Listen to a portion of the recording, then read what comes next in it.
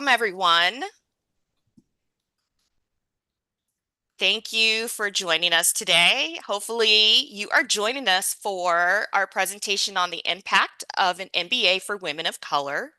My name is Wendy Dukes, and I am the Director of MBA programs at Forté, and I am very happy to welcome you today. Today, what we are going to discuss with our panelist would be why it's important for you to get an MBA. But first, before we get started, I would like to just share a little bit about Forte and what it is that we do. Next slide, please. So, if you don't already know, Forte is an organization dedicated to women and balancing the power within the workforce. We have a powerful alliance of top companies. We partner with leading undergraduate and business schools, and we have a huge alumni base of talented women. We are at 116 plus women rising in business. What we do is we help women. So we help you imagine yourselves in these endless career options, specifically in business, with focus on healthcare to hospitality, and we help you accelerate your career. We're going to provide you with the correct tools, the right access and connections, and give you access to role models, professional networks, and leadership training. But most importantly, we provide you with financial support and we help you find it with our subsidized programs. We have workshops, we have conferences that will help you from start to finish as you start school, finish school, and advance throughout your career. Next slide, please. We have a ton of partners. They're all there for you to glance at. And we also have a ton of corporate partners as well. But what I really want to point out to you is an opportunity that you really need to think about. We have programming so that you can find out more about getting an MBA. Our forums allow you to connect with all of the MBA programs. You can meet other women that are also going through this journey with you, and you'll be able to connect with admissions officers and alumni that have attended all of the great MBA programs that are out there. So we do have some forums coming up on March 18th. We will discuss the executive MBA and the part-time MBA. And then on April 10th, we'll talk about the full-time MBA. You can find more on our website at fortefoundation.org/forums. And then there's a QR code for you to scan. You can access the full calendar that has all of our MBA prep virtual events. You don't even have to go anywhere. I think one of the most important ones is the MBA launch information session. It's on March 3rd, and that will give you a chance to find out more about the program that will help you select and apply to MBA programs as you make your way through this journey. We also have a few virtual events that will help you make your mark as an MBA student and mastering the consulting recruiting process, which is really difficult, by the way, and then helping you apply for final deadlines. Again, scan that QR code. We'll share it again if you don't get a chance to scan it. And lastly, Forte MBA launch. We're here to help you build your best MBA application. There's still time to join our 2025 cohort today. You can scan there, or you can go to our website, fortefoundation.org/MBA launch to learn more about this wonderful program. And you can also email us. And we'd also like to give thanks to Georgetown, University of Washington, and Tepper School of Business for sponsoring this panel today. And we also have alumni from these schools on our panel as well. You can also find a recording. And I'm going to get right into the panel because I think this is one of the most important parts of today's programming. And before I get started and jump into the questions, I want to have an opportunity for our panelists to introduce themselves. So let's start with Eileen. and then we'll go from there. Please introduce yourself. Thank you. Hi, everyone. My name is Eileen Telemark. I was a Forté Fellow with Carnegie Mellon Tepper School of Business, class of 2013, concentration in international marketing. I was a career switcher, so my undergrad degree was at MIT with a major in electrical engineering, and I'm currently working with Medtronic, who is one of the largest medical device manufacturers, as a global marketing director. Happy to be here.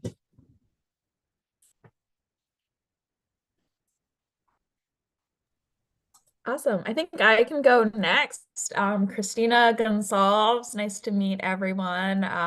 Pronounced Gonsalves like solves the problem. I liked having a little epithet at for how to pronounce my name when I introduce myself to recruiters during business school too. But yeah, I was a Forte Fellow.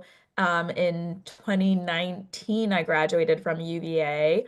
Darden School of Business. And now I work at Microsoft. I'm a product marketing manager, senior product marketing manager. I should put some respect on my name.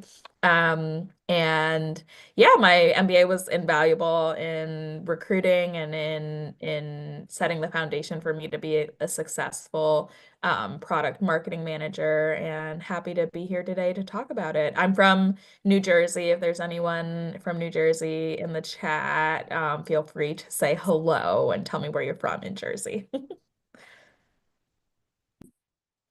Great. Hello, everyone. I am Jamaica. That's like Jamaica without the K. I am a Flex 2023 grad of the Georgetown University MBA program through McDonough. Professionally, I am a displaced diversity, equity, and inclusion senior leader. And while I figure out my next step, I am at home with my 3 children. And it's the hardest job I've ever had, okay? Period. Before my MBA degree, I hold a master's from NYU, and my undergrad was at Rutgers University. And I'm born, raised, and based in New Jersey.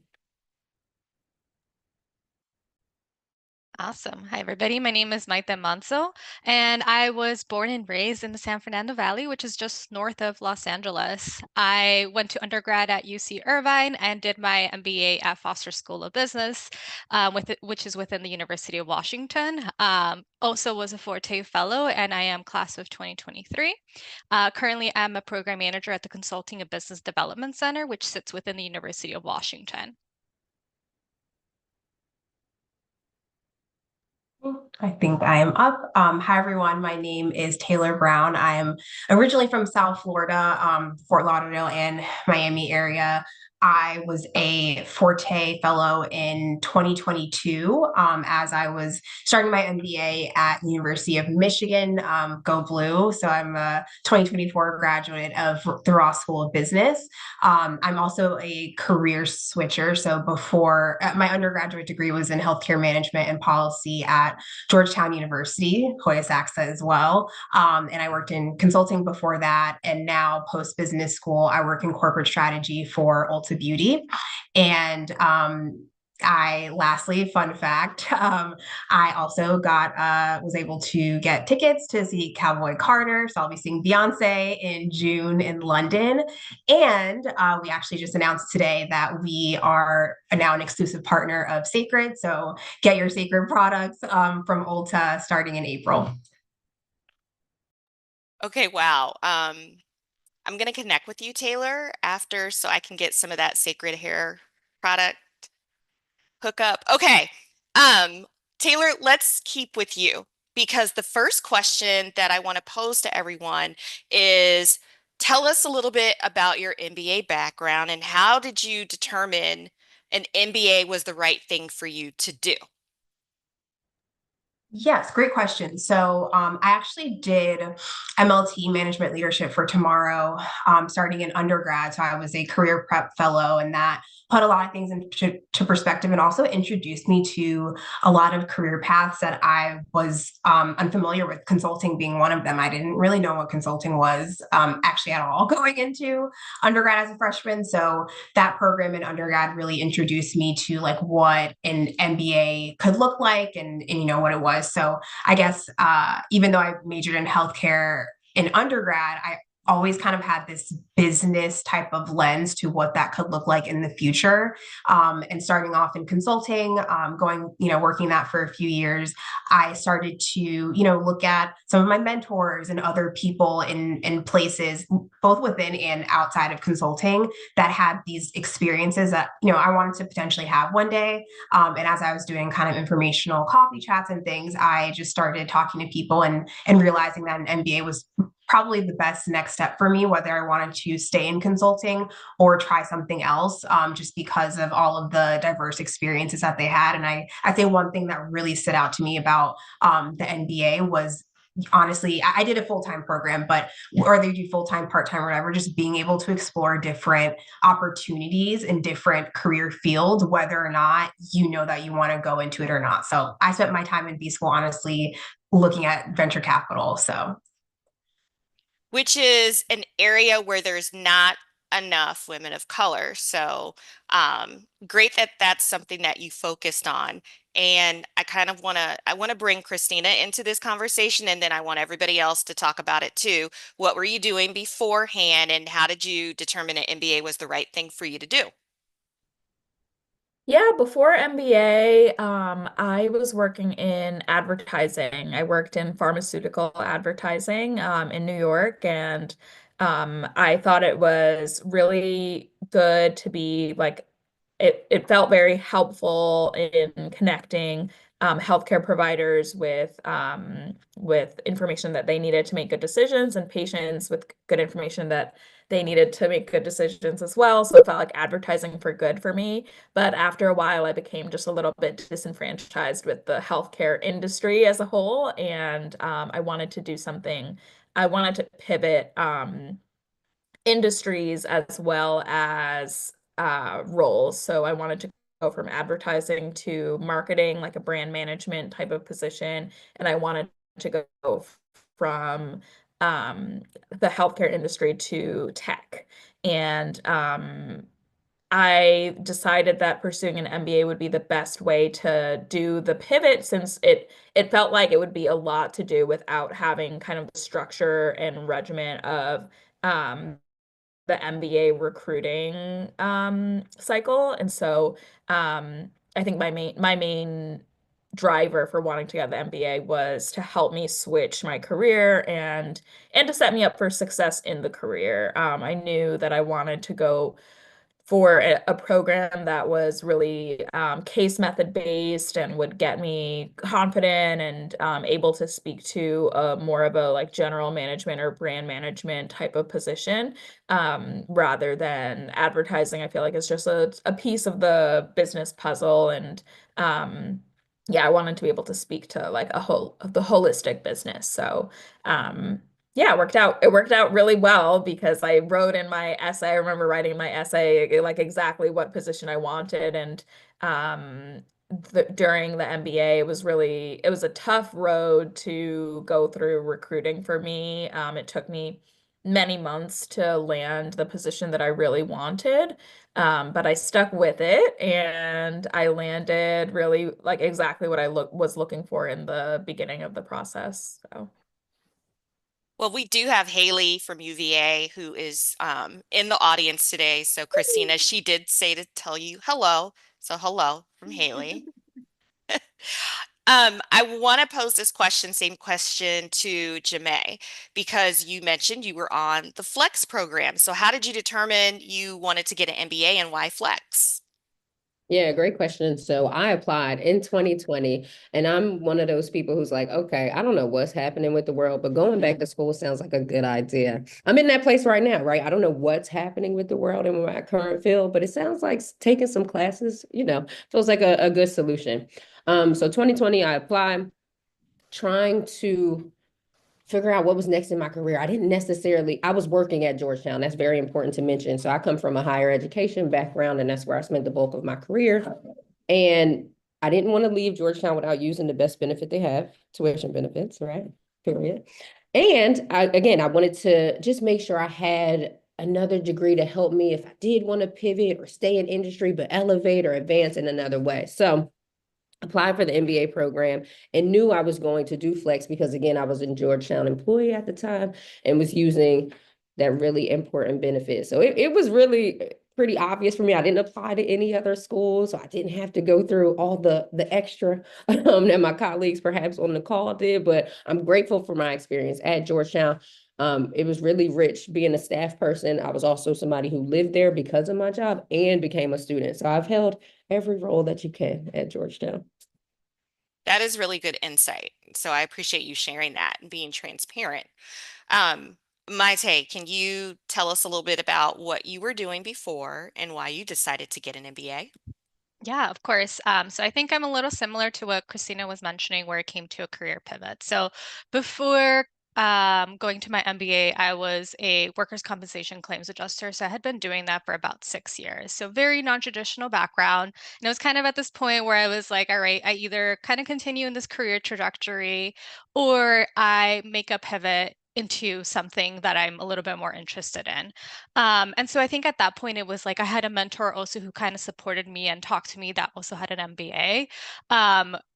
That's kind of like what made me want to take that route because I was really looking to go into a career that was a little bit more impact driven. And I also wanted to broaden up my skill set because I felt like I was very particular in what I knew at that moment. After I was able to chat with my friend who had completed her MBA, that's kind of where I learned. I was like, okay, if I really wanted to broaden my skill set and really understand what's out in the world, an MBA will be my perfect route for me. So I'm happy that like through my experiences, I was able to go into a role that is specifically to help the community around us. So it was a good transition for me. Good. Now, Eileen, I've been watching the Q&A, and so this is a perfect opportunity for you to answer this question and then add transitioning from engineering to marketing. So tell us a little bit about your decision to get an MBA. Yeah, thanks. So as I mentioned, I was in tech, electrical engineering. I worked at IBM for almost 9 years. So it was a while before I hit my pivot. And really, I was trying to figure out what the next move was. And I think at that point, I thought marketing was advertising. So to Christina's point, moving from advertising, like I just didn't know. And so as I learned more about marketing and the strategic nature of it and how data driven it is, that's when I started doing the research. I also did MLT and I went through the MBA prep program to really hone in on what that would look like for me. I would say like going full time was intentional because I wanted that internship because I was a career switcher. I think initially I went in thinking I would do product marketing in the same industry, so tech, right? Just do a switch. But then I learned about med tech and healthcare, and then it all blew up. So I ended up, switching both industries and functions. And I think the key for me for the transition was focusing on leadership rotational programs once I was looking at post MBA roles.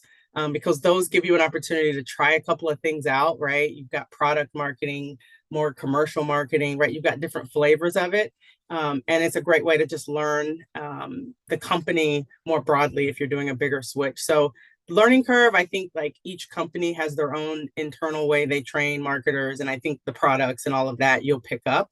I think what having a technical background does for you is that you're already a problem solver. And so you're just applying this in a different way. And so it's really about those transferable skills and the things that you've done with a tech degree or as an engineer that you can still apply in the business world. That was great. Perfect. Perfect. So next question is really for anybody, but was there a specific individual, a role model, anyone that you were thinking about that helped you decide this MBA is right for me? I will say that this is the exact reason why Forté exists, because women need more role models in the business landscape, and there's not a lot of women who have MBAs. We're still trying to increase that, believe it or not. But for each of you, is there anyone that stands out to you in particular? And please just jump in and share. Yeah, I'll jump in quickly, and it's honestly, I guess, more of a systemic thing than a specific person. So I also did MLT MBA prep, similar to what kind of Eileen was talking about. And my coach, shout out to Coach Wendy, and the whole program really, like as, yes, honestly, as people of color, as women of color, like the fact that we were in this MBA prep program, and honestly, they were my coach and they were the ones that encouraged me to apply to Forte and like, hey, you're going through this MBA prep program, like we're gonna whip you into shape for your applications and all that. But like once you get there, like there's a whole other part to it as being a woman of color, being a diverse applicant on the campus of your business school, thinking about your career and kind of next steps. And so it was that encouragement, but then Forte with the conferences specifically for women and the networking opportunities specifically for women, I started kind of just also making a list of people who were affiliated with Forte, and like seeing the positions that they were in to understand that, it just gets deeper, right? Like you start with this macro view of business school of what you want to do, but then within that, you still have to network and make genuine connections with people, and doing that through kind of a group of women who are very like-minded in terms of your career progression and also just the type of person you want to be. Business school, sure, there's business in the name, but the biggest thing I took from business school was honestly personal development. And I feel like communities like Forte kind of encourage you to reflect introspectively and through other lenses that you don't necessarily get from some of the MBA prep programs or even on campus. So it was a safe space, a place to think about my career, but also a place to kind of reach out to other women and get their perspectives. Taylor, I am so happy that you brought that up. First and foremost, Wendy Weiss is a great friend of mine, and I also used to be a coach at MLT. And I really think that what you said, doing Forte in addition to other programs, is distinctly helpful because of the fact that you are a woman going through this process. And it's great to be with other like-minded individuals that can help you along the way. So I appreciate you sharing that story. Is there anyone else who wants to share? Oh, Eileen, you too. Oh, Wendy Weiss. Gotta love her. She's a great coach and a great role model. Is there any other role models out there? Christina, did you have one? Yeah, I came off mute because I had so many great role models, definitely privileged there. I'm in a family of immigrants. My mom immigrated here from Jamaica and my dad from Cape Verde. And for me, like women of color and graduate degrees go together like Beyonce and like hair care products. Like I think we are so educated and often go for these degrees. I had a mentor in college who was a professor, and when I talked to him about my plans after graduation, he was always like, "Listen, you're in this like place, this really predominantly white space that where you're crushing it, like you've got your college degree, like you go as far as you can into the space, get as many credentials as you can." I think it was a very like he was a black male professor, and I think it was a very much a like work twice as hard to get half as much kind of conversation where it's like, yeah, I want to have every credential to my name that I possibly can, to go as far as I can in this predominantly white space with my degrees in hand. And when I was evaluating my like pivot in career, when I got to a point where I was like, I don't think that this career is for me anymore, it was a really natural next step for me to turn to like, okay, I'm going to go to school. And I had great mentors who my dad actually connected me with people in his world who went to law school and who went to get an MBA. And I was like kind of deciding between these two degrees and these two paths. And I think the law school path is like very well trodden by women of color, the MBA path very much less so. And so I thought it was a little bit difficult for me to kind of decide to go that MBA path, but it was in conversation with people who were just like absolutely crushing it in the business world and loved their lives versus a lot of the lawyers that I talked to were not feeling that way. So yeah, long answer, but yeah, a good amount of mentors. And a great thing that you brought that up. I think organizations like Forte actually present these women that are crushing it, because they may not be apparent to a lot of people out there, but we do exist.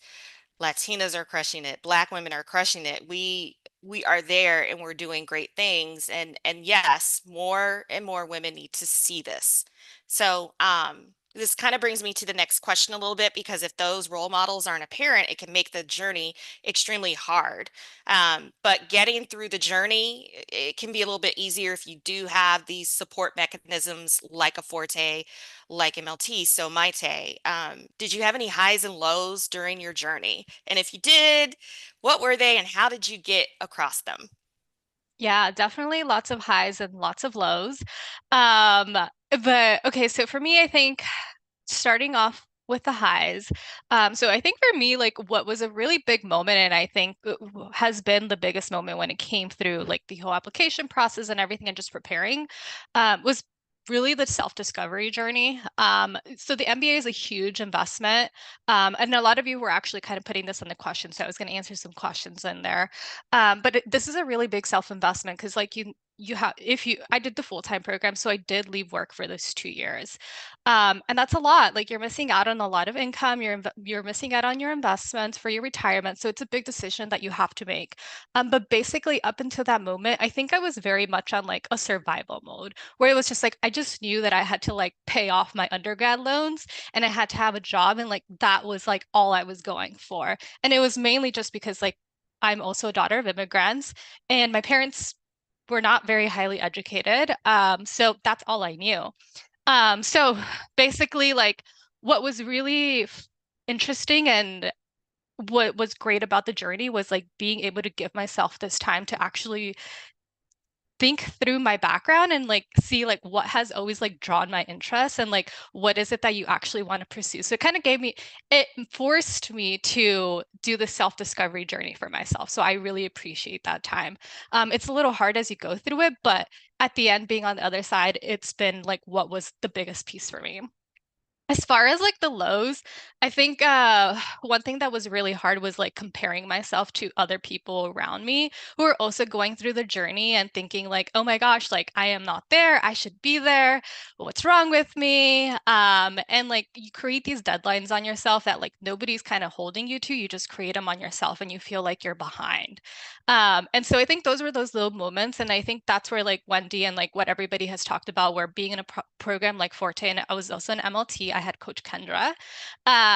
So having a program like that is really helpful because you talk to people who come from similar backgrounds as you have a coach, you have people to talk to when you're feeling those lows. And I think what's big is like having somebody who also understands the journey you're going through. And because they themselves may be feeling the same way as you do. And so they could give you the best advice and really give you the pep talk as you're going through the GMAT or whatever test prep you're doing, like you guys can be motivating each other. So yeah, definitely lots of highs and lows throughout the whole journey, but definitely worth it at the end. Um, Kendra's my girl. Just want to say that too. But I think one of the things that I've consistently heard about a high and a low is particularly the GMAT. And I think everyone might be aware that the GMAT has changed slightly again. And I'm just wondering if anyone on the panel has any tips for those who are in the process of getting ready for the test, already taken the test, deciding that they need to take it again. What were some things that you did when you had to take that test? Anyone? I put this in chat too, but I took a class through Manhattan Prep and loved it. I thought it was so helpful to give me kind of the structure and accountability of like every week I have to check in, I have homework, I have this like set schedule of when to study and um, you know, dates that I need to hold myself accountable to, and professors and instructors who can help make it like a class environment. And I was lucky to have a friend in class with me, and we were able to study like outside of class as well. So just having the community there, I think was great. Yeah. An accountability partner is so needed when you are going through the GMAT process. No one should try and do it solo. Please don't do that. Get someone that can help encourage you, keep you on track, lift you back up if you don't do as well as you did. And so I think, again, that's very important. Forte's program really offers that community and that support and that group of women that will be there along the whole journey so that you do end up being successful in the end. Okay. I want to move on to the MBA program itself, and I want to give everyone an opportunity to answer this because I think it's important to showcase the different experiences that each of you has had. Okay, so we're going to go alphabetical again. Okay, and please share with the audience, how did your MBA program, specifically the school that you attended, meet your expectations when it came to diversity, equity, and inclusion? Not only from the race perspective, but also from a gender perspective. Think about the individuals that made up your class. Think about the programs that were offered, your professors, the clubs, and then your overall experience. Yeah, that's a lot. I can't honestly, I can't say that I applied with that lens back then. But if I reflect on what I was experiencing or what I was looking for in an MBA program, right? Carnegie Mellon is a smaller program, 200 students. So what I wanted was intimacy, and what I wanted was a focused concentration. And so from a gender perspective, we were actually pretty well balanced, which was great for our class, right? You had a good balance of men and women. What I liked about it was it's tied to a more technical school like Carnegie Mellon from an undergrad perspective, and the programs that it had around product management, which is what I thought I wanted to do going in, right? You always think what you're going to do and what you do is a little different. From a diversity perspective, I mean, the only color on campus was what came through consortium. We were maybe 13 of us, 13 to 15. So very small crew. So we were tight. And we leveraged our community for support and leaned on each other as, a little hub within that. We also connected with the broader, like Carnegie Mellon diversity clubs, right? And so that kind of expanded your exposure to others that look like you, trying to, do great things with their educational career. And then on top of that, and anytime I move to a new city, it's finding that network in the community. And so tying into the local community there through both the churches as well as some nonprofit organizations, we really found a way to feel like this was a home and this was part of it. Because you're going to be there for 2 years if you're there full time, right? This is your home and your community. So I think the combination of those things is what made it a fulfilling experience for me. One organization didn't solve it all, but I think through all of that, it met my needs or exceeded, honestly. It was really great. Yeah. Christina, what about you? I think my experience was really similar to yours, Aline. Like I don't think I was really looking at my programs through the lens of diversity, equity, and inclusion when I was searching. It wasn't top of mind for me in my search. And I was pleasantly surprised to see women pretty represented. I think they were like, our class was maybe like almost 50% women, like 45% women, which was amazing. And the class after us was even more represented with women. So that was great. I would say our color came from consortium as well. 100% from consortium. I think there were like two stragglers who were like non-consortium who were of color outside of us. And we obviously brought them into the fold. And then so between consortium, which I definitely highly recommend for everyone because of the scholarship, because of the network, because of the pre-MBA, access to just internships and job opportunities. And also MLT. I think MLT, the pre-MBA program, and also MLT PD, which I think you can do even after you've been accepted, was amazing. Forte is great too. Between kind of those spaces, I think that's where I got most of my colorful experiences, not necessarily on campus. I would say that the administration was great in supporting us in really doubling down on when I was actually at UVA, we had the Charlottesville riots, and so we responded really vehemently with like doubling down on diversity, doubling down on inclusion, and that became part of the DNA of my class. And we worked really closely with like the administrative teams to make sure that the representation was even higher in the class after us. So while I think we probably had like about 13 students of color, it doubled in the class after us, which was great. And UVA is very like student run. And so we had the opportunity to really influence the school and shape the, years after us. So yeah, I think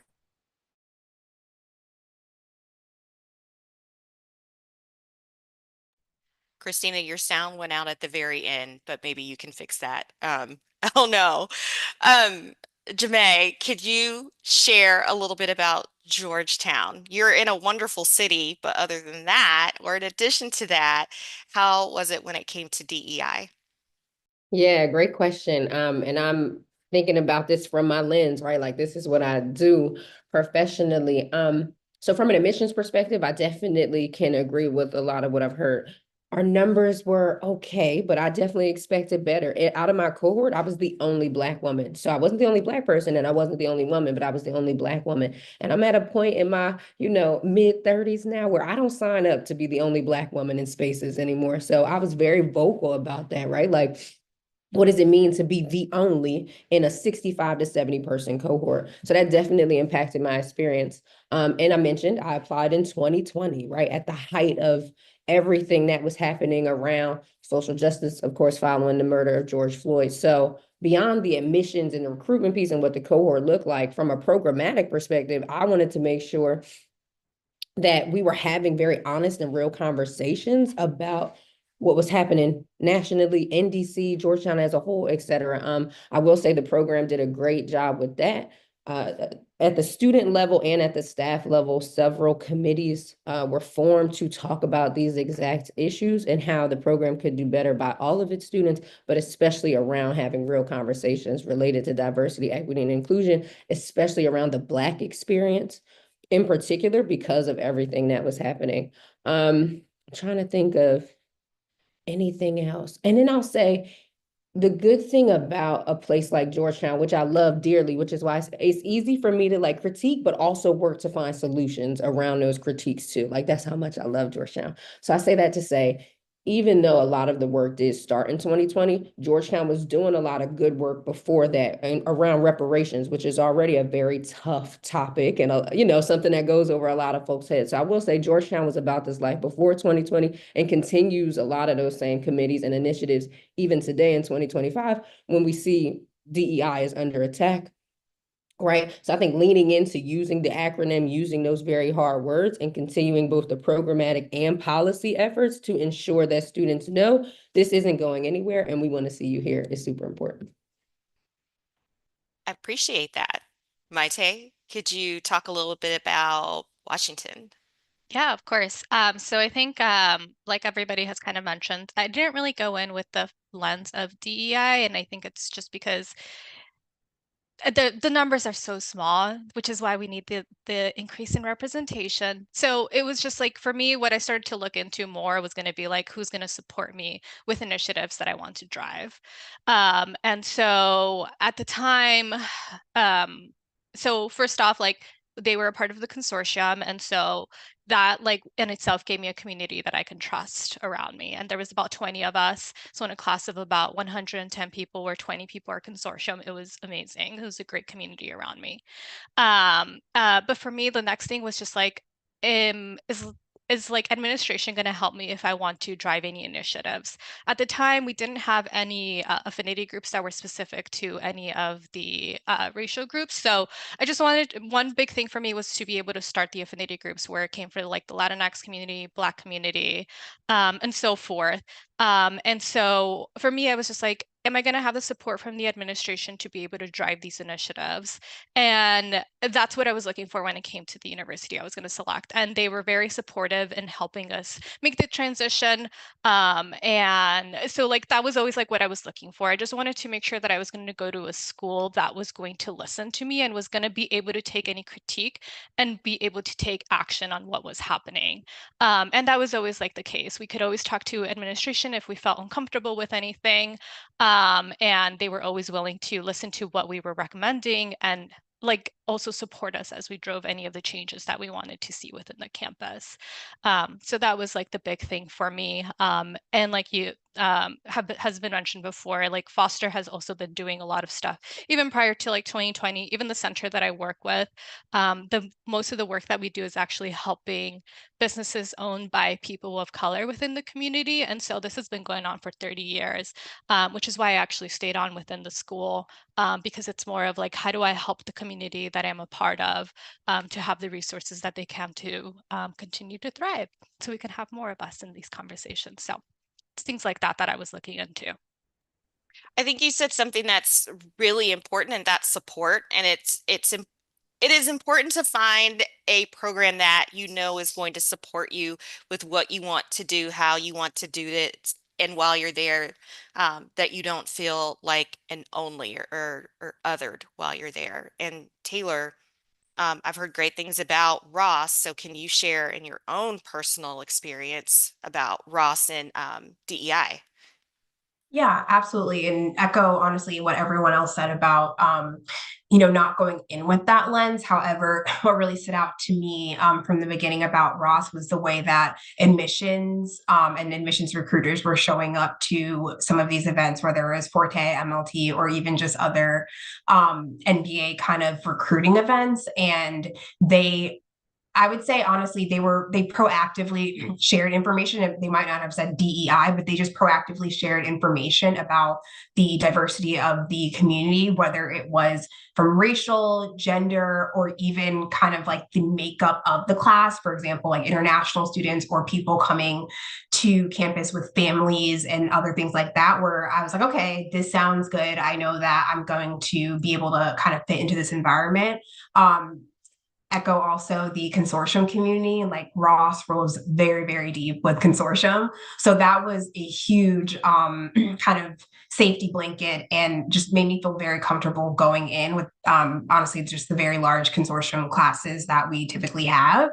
Also, I would say on campus, like one of the programs that drew me to Ross was in your first year, second semester, the semester you really spend doing kind of these, it's called MAP, the multidisciplinary action program, which essentially are consulting projects for different companies. So hundreds of companies submit like business cases and problems that they would like a team of MBA students to solve, and just knowing the types of companies and projects that are available to you.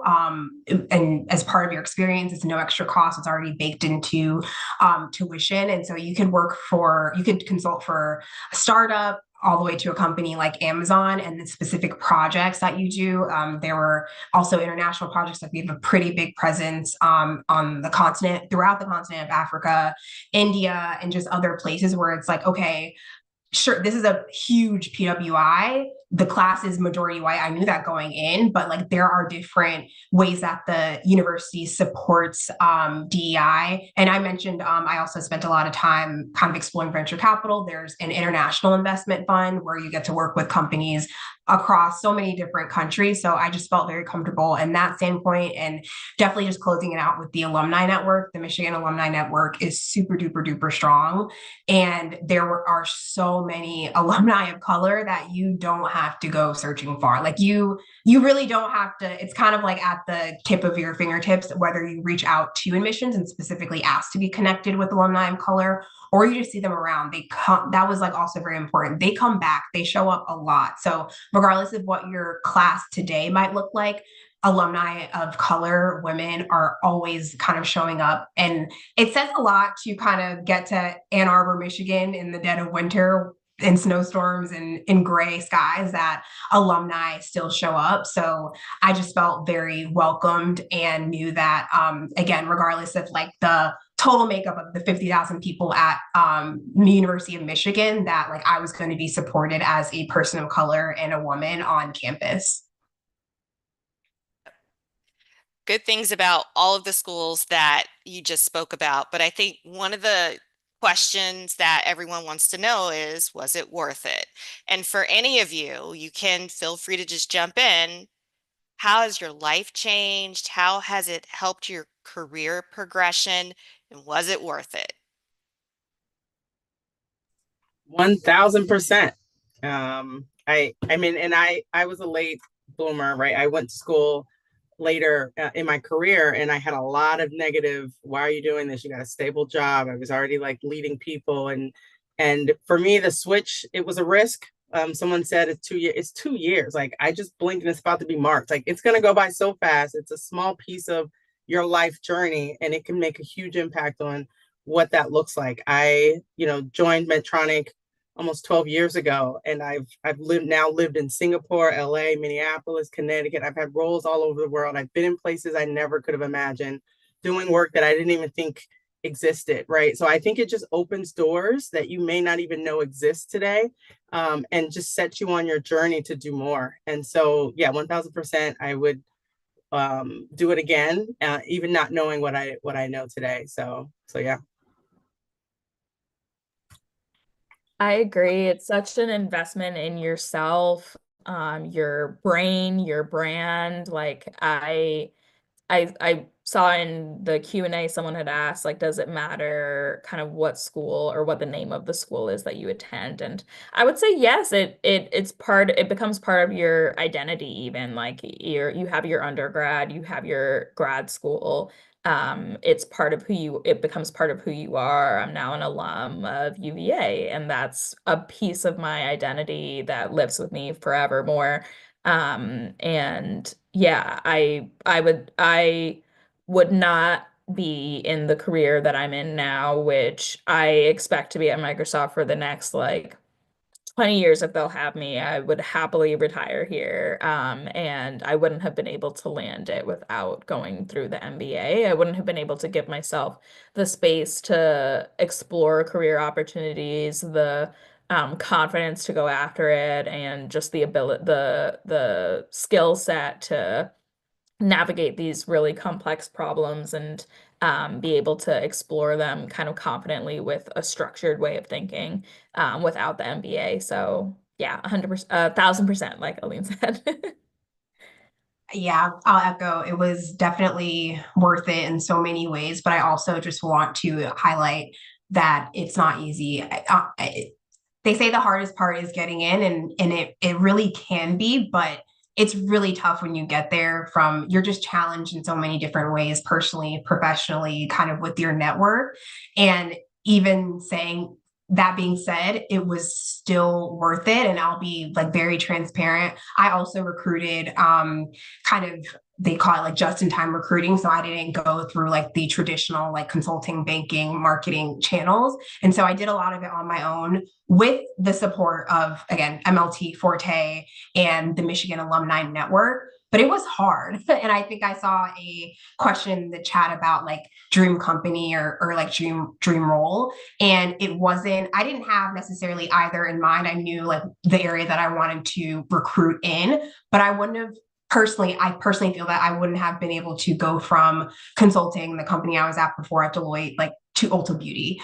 And the MBA just really, as like Christina mentioned, it really just provided a structured way to be able to do that. And even though I spent 2 years in, exploring venture capital in business school, which is again, an opportunity that I wouldn't have gotten had I like stayed in my role, even that all the experiences that I had in business school, like they truly helped me land in the role that I am in right now, which I absolutely love. And so I feel like it was just kind of at a pivotal time, and I think it served its purpose and so much more. I'll jump in and say I agree. I think that education is one of the best investments you can make in yourself. And I want to address two things that came up in the chat. I did this as a mom, y'all. I had two babies while I was enrolled in the program, which like I don't know if I recommend that route per se, but I want especially moms to be encouraged. Like you can still do all the things like you do every day and just add school on top. You know what I mean? It will cause you to have to rely, of course, on your partner, your family, your community more, but it's not impossible. And work with your program to tailor your curriculum, your courses, whatever you need to do so that you can make it all fit. And then the last thing I wanted to address was something that somebody put in the chat. Is the MBA still beneficial in this climate? Yes. Again, a degree is how you shore up that you remain competitive, aware, hip, woke to everything that's going on. And I think that having, again, the education backed by the degree, that's something that can't be taken from you. And that's across industry, right? We are in this place right now in our country for the next however long this administration plus whatever happens after that. I want y'all to be prepared for the future beyond 2028, 2029. You know what I'm saying? So a degree is a way to do that. So don't be deterred and still apply. And just want to echo what everybody said. Definitely worth it for me as well. It was like you all also, like the rest of the panelists also mentioned, it's definitely hard. And I'll never say that it was easy, but it was well worth it in the end. At the end of the day, it's allowed me to do what I want to do and what makes me happy. And I think that's the biggest thing for me. All of that, I mean, I couldn't have said it better than the six of you. And what I'm going to do is shift to some Q&A. We do have a couple of minutes for questions, and thank you to everyone for answering some of the questions that came through yourselves. There's a couple that kind of stood out that I'm going to toss out, and one of them was part-time, full-time, online. You probably can't give a perspective from each of them, but maybe you could talk about why it worked for you and why you maybe decided not to do it one way. So Eileen, I see you came off mute. Go for it. No, because I explored both part-time and full-time because I was living in Raleigh. You've got Duke and UNC like right there in my backyard. And part of it was I wanted full separation. I kind of wanted to immerse myself in the program, but also the internship. I feel like when you do it part-time, you don't necessarily have that break. And I really wanted to get in because as a career switcher to get in that summer experience by having a full-time experience where I could break away for the summer and kind of try out a new job for a piece of it. And then, in our program, right, we collaborated a lot with the part-time students. And, for them, it's just a different balance from what I understand, right? Like going to work full-time and then, coming to school for the other time. And they weren't able to like just fully immerse in the social network of those that were on campus all day, every day, right? So you just have that, trade-off depending on what you're looking for.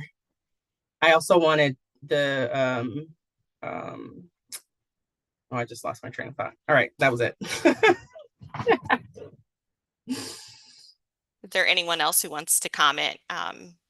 One thing I will say is that if you're trying to decide as an individual whether you want to be or do a full-time program, a part-time program, or an online program, sometimes it comes down to cost, and there's widely difference with programs and cost, so that might end up being a deciding factor for you. I want to ask everyone one last question that I see in the Q&A, and it's really about prepping for when you do start your program. So were there things that you had to think about financially, potential anxieties, adjustments? What did you do in particular to get you ready for the actual program? And anyone can jump in. I could help answer this one a little bit. So for me, one big thing that I did do, so I think a big thing that you really need to consider as you go into the MBA program is the financing piece of it. And so I did not do a very good job about saving to go into the MBA program, and it's very expensive and it's very social as well. And so one thing that looking back, hindsight's 2020, one thing that I would really focus on is trying to save up as much as I could. Because what I ended up doing was that I this was 2020. So when I was going into my MBA program, I actually really needed a mental break. So I ended up actually taking about 2 months off.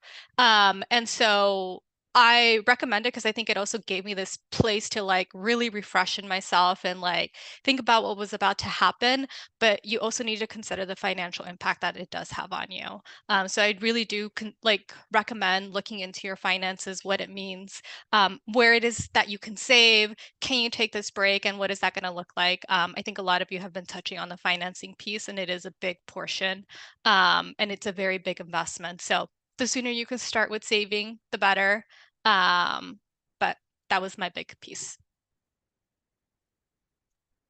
I'll say that I did like, of course, the financial piece is huge. Applying to scholarships and things like that really helped, and really, especially if you're fortunate enough to get a full scholarship, there's still like living expenses, which is it's just huge.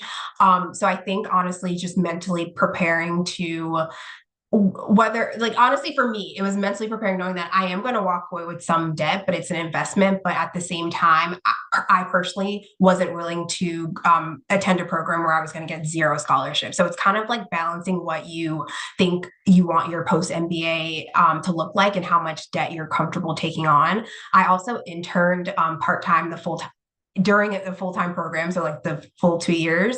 And it actually wasn't necessarily like the financial piece that drove me, but it was because since I was exploring, venture capital, like you just really need experience, not having a background in it.